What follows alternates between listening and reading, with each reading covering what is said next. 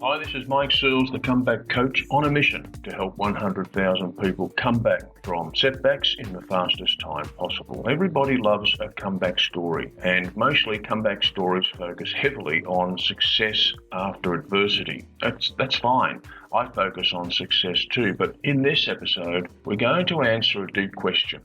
Can you come back to success with happiness, peace of mind, and unlimited prosperity despite starting out depressed? The short answer is a defiant yes, and I'll tell you why. I'm going to go into my own personal story of depression, treatment, and recovery. Why? Because nobody can tell my story better than me. It's real, I lived it, and I'm passionate about sharing it, in the hope it can help somebody, maybe even you, on a path to coming back to success, back to even better than before. I want to take you back to a day in March 2009. In the addiction doctor's office, when he asked me, Mike, are you going to change or be dead before the end of the year? Now, there I was on that day in the doctor's office, sick, sad, and broke, sobbing so hard I had that clear snot running from my nose. Sorry to give you such a graphic, but you've seen somebody so overwhelmed with emotion before that they do that when they're crying. Yeah, well, that's what it was like for me on that day. Suffered many long years of untreated depression. Not the kind of sadness we might have because we wake up one morning and see the sky is grey and it looks like it might rain. No, my depression was profoundly unrelated to any external situation or circumstance. It was literally like I was living with a broken leg that wouldn't heal, except my broken leg was in my brain and not on the end of my hip. What that meant was I lived a life since roughly around the age of 14 that I can remember, with horrible bouts of depressed moods, usually lasting months at a time. These were giving me dark days and darker nights, and yet to the outside world, particularly as I became an adult, it appeared I had everything going for me. I had a good career path, I was earning good money, you name it, I had it, except I didn't have control over whether I was happy or sad or depressed. Now, strange thing about suicidal thoughts, and I do hear this a lot, it was certainly true for me. It was never really that I wanted my life to end. It's that I wanted the pain to end. Can you relate to that difference? So between the ages of roughly 18 and 42, I'm now 62, so between the ages of roughly 18 to 42, I had multiple hospital admissions, which meant into psychiatric hospitals and other treatment centres. And to what extent did doctors assess my depression while I was in hospital? Well, it doesn't get much more profound than being given electric shock treatments. But that, to me, for me, made no difference except giving me temporary amnesia. Here's an important thing to note. I ended up addicted to alcohol and drugs as well. Not because I was an unemployed vagrant looking for a cheap hit in the back alleys of the city. No, I was a well-paid professional who self-medicated with alcohol and drugs while still maintaining, at least what appeared on the surface, a comparatively normal lifestyle. For example, I would head out my front door in the morning wearing a crisp white shirt, silk tie, quality suit, and shoes so highly polished you could see your own reflection. The only thing was, it was all fake. It was all a facade. And that's the question to ask yourself. Are you living in a current state of suffering while pretending to give the world a different impression? Well, I can tell you this, stop it, because pretending wears you down. It's downright tiring to keep pretending to the world that all is fine when it is far from being fine. For example, somebody would greet me, "Hi Mike, how are you?"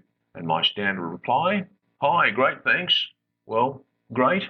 I was depressed and stoned to the back teeth. Nothing great about that at all. Fast forward to the year 2009, and I'm 51 years of age at that stage in 2009, and that's when the inevitable happened. All that pretending, all that substance abuse, all that long-term depression had to eventually take its toll. Which brings us to that day in 2009, me sitting with my doctor, and he giving it to me straight. As I sat in front of him, hopelessly addicted, deeply depressed, unemployed and unemployable, flat broke, not a red cent to rub together. The doc says to me, change your behaviour or you'll be dead before the end of the year. Remember I said earlier that I didn't want to die, I just wanted to feel better, to be happy, to feel like I was one of the normal people. Do you get that? Does that make sense to you? I looked at the doc, I looked him in the eye, through the tears, and I told him I'm ready, because I was ready at that stage. Like never before I was ready. I had hit my rock bottom, and so begun a long and intensive program of treatment and recovery, which included being prescribed antidepressants. It's not the first time over the years that doctors had prescribed me antidepressants, but silly me, I was totally non-compliant, which means I would start taking them and then I'd stop as quickly as I started. I grew up in a generation when to be taking antidepressants was seen as a sign of weakness. I didn't like the idea of taking a pill every day to make me feel right in the head, and yet, what a paradox. I was sticking needles into my body multiple times a day to achieve exactly the same feeling of normality. It's crazy, no pun intended. The doctor prescribed me an antidepressant, and I took it. I won't mention the name of the antidepressant because I don't think that would be appropriate. I can tell you, though, that I started on a 100 milligram daily dose. By around week 3, I started to notice a marked difference. It was sudden, and it was incredibly powerful. Then, each day and every day thereafter, I started to feel better and better. Now, let me be specific so there's no misunderstanding. My depression reduced every day. It was at the 6-month mark or thereabouts that the doctor suggested that we drop the dose back to a maintenance dose of 50 milligrams, half the treatment dose. And then we maintained 50 milligrams a dose every day thereafter. And that's what we did. And this time it was different for me because I was committed to remaining compliant, which means I took that pill every day and never missed a day. The depression didn't just ease, it disappeared. I mean, literally, it went away and it stayed away for good. So from my own experience, I can tell you with hand on heart and 100% conviction, that day in 2009, when the doctor started me on those antidepressant pills, it changed my life. And without any more episodes of suicidal depression, no more alcohol or drugs. I didn't mention that. From the day in 2009 in that doc's office, I've not picked up a drink or an illegal drug since, not once. I've remained totally clean and sober, and I am so happy and grateful for that. So what does this story really mean then? What it means to me is that I now live free. I'm free of depression, free of self-medicating, free of pretending. Today, all is fine for me, and there is no pretending about it. Coming back from a setback, for some people, is life-changing. For others, it can be life-saving. Literally, it's how it was for me. And that's why I'm on a mission to help 100,000 people come back from setbacks in the fastest time possible. The best person to talk to if you think you might be depressed is your own local medical doctor. Even better, if a close friend or family member can go with you to the appointment for support and accountability.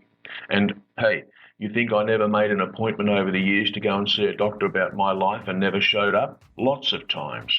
So have somebody who knows what you're going through be by your side as you visit the doctor's office. And if your doc suggests a course of treatment, well, that'll be for your call whether you follow through or not. You have to decide on that. It does sound cliche, but I'm going to say it anyway.